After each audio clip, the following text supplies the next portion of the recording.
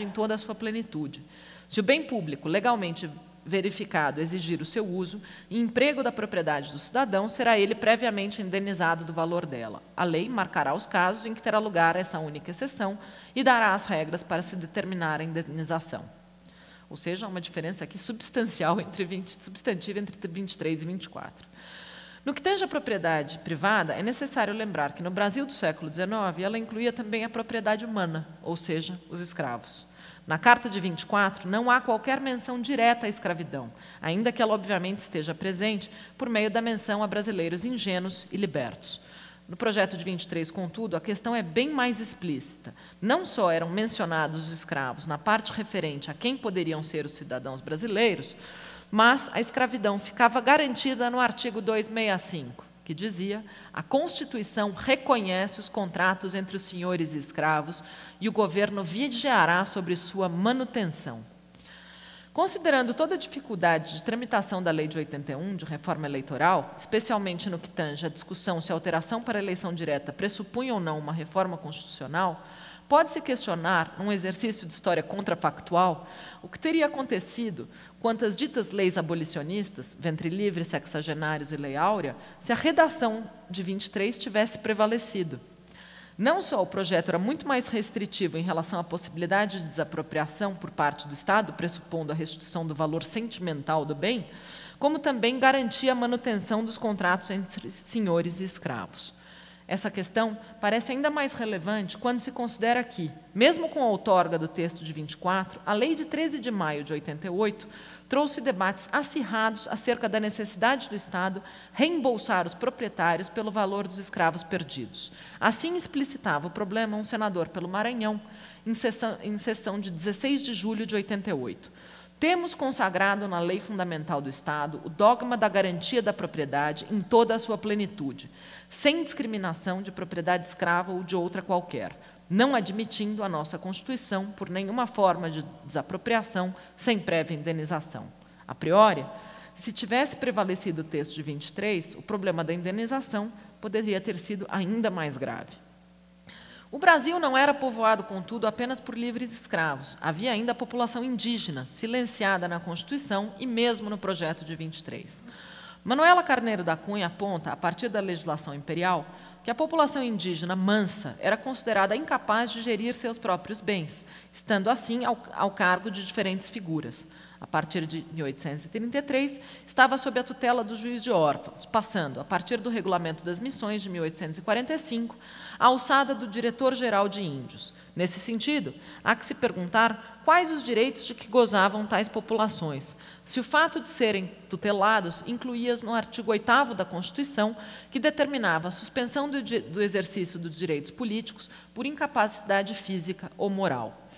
No tocante aos índios, a legislação imperial mandava incorporar ao patrimônio nacional as terras daqueles que já não vivessem aldeados, mas sim dispersos e confundidos na massa da população civilizada.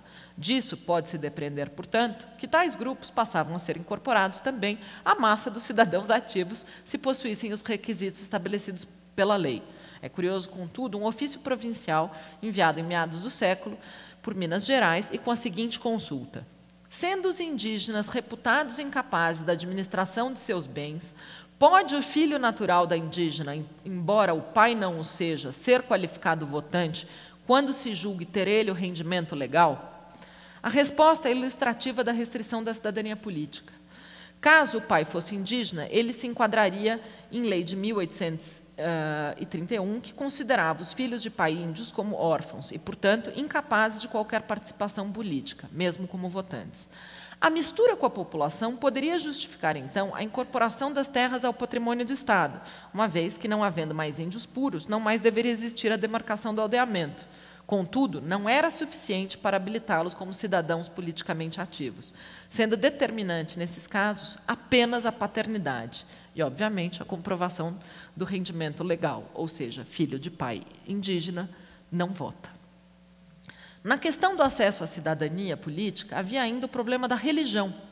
Quanto a isso, o projeto de 23, ainda que colocasse entre os direitos individuais a liberdade religiosa, especificava em seu artigo 14 que a liberdade religiosa no Brasil só se estendia às comunhões cristãs, garantindo-se àqueles que as professavam os direitos políticos do império. As outras religiões, além da cristã, são apenas toleradas e sua profissão inibe o exercício de direitos políticos, sendo a religião católica apostólica romana a religião do Estado por excelência e a única manteúda por ele. Nesse ponto específico, enquanto o projeto de 23 vedava aos não-cristãos todos os direitos políticos, a Carta de 24 restringia àqueles que não professavam a religião do Estado a participação como eleitores ou representantes da nação. Segundo o projeto, portanto, protestantes poderiam ter direitos políticos, mas não judeus ou muçulmanos, enquanto, pela Carta de 24, protestantes, judeus, muçulmanos ou homens de outras crenças poderiam ser votantes, ainda que não eleitores, deputados e senadores. Além disso, na Carta de 24, mesmo que se postulasse que a religião católica continuava a ser a religião do Império, estabelecia-se que todas as outras religiões serão permitidas com seu culto doméstico ou particular, em casas para isso destinadas, sem forma alguma exterior de templo. Para além disso, no título 8º, nas disposições gerais e garantia dos direitos civis e políticos dos cidadãos brasileiros, determinava-se que ninguém pode ser perseguido por motivo de religião, uma vez que respeite a do Estado e não ofenda a moral pública. Mesmo no caso de um liberto considerado por muitos como cismático, a questão da liberdade de culto doméstico prevaleceu. O Divino Mestre, como era conhecido em meados do século XIX, Agostinho dos Santos Gomes, em Pernambuco, foi preso sob a acusação de professar publicamente religião distinta daquela do Estado. Pouco depois de solto, uma vez que a acusação não foi provada, um editorial do Diário de Pernambuco reclamava justamente de que o tivessem acusado por professar falsos princípios, o que significava, de fato, que a única coisa que poderia ser feita seria dispersá-lo juntamente com seus seguidores quando não restringissem suas pregações ou reuniões a espaços sem forma exterior de templo, e de fato não foi preso. Vale destacar que Stuart Schwartz, em seu último livro, Cada um na sua Lei, ressalta que, no período das independências, as repúblicas da América Hispânica não só adotaram o catolicismo como religião oficial do Estado, como tiveram que esperar ainda algumas décadas para aderir ao tolerantismo religioso, justamente o que já previam, no caso do Brasil, tanto o projeto de 23 quanto a Carta outorgada de 24. No que tange ainda aos direitos do cidadão, o que englobava também aqueles que não possuíam direitos políticos, vale destacar mais alguns pontos. Ambos os textos, 23 e 24, previam a liberdade de imprensa, ainda que nos dois casos fosse previsto também que os autores seriam responsáveis pelo que haviam escrito, salvo quando cometessem abusos, pelos quais deveriam responder nos casos e pela forma que a lei determinasse. Além disso, vale mencionar, em comparação com as sociedades de antigo regime, que ambos os textos, de 23 e de 24, acabavam com as diferenças por nascimento ou qualidade, ou seja, doravante todos os cidadãos poderiam, pelo menos na letra da lei, ser admitidos aos cargos públicos, civis, políticos ou militares, sem outra diferença que não fosse a dos seus talentos e virtudes. Por fim, merece destaque uma distinção fundamental entre os textos da década de 20 e o que era previsto nas ordenações filipinas ou mesmo nas leis esparsas do Império Português, ou seja, a isonomia das leis. Passo agora ao Poder Judicial.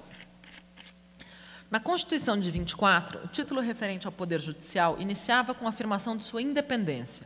Curiosamente, a despeito da divisão e harmonia dos poderes já ter sido declarada na parte referente aos poderes e representação nacional, o título sobre o Poder Judicial era o único que se iniciava justamente com tal afirmação de independência.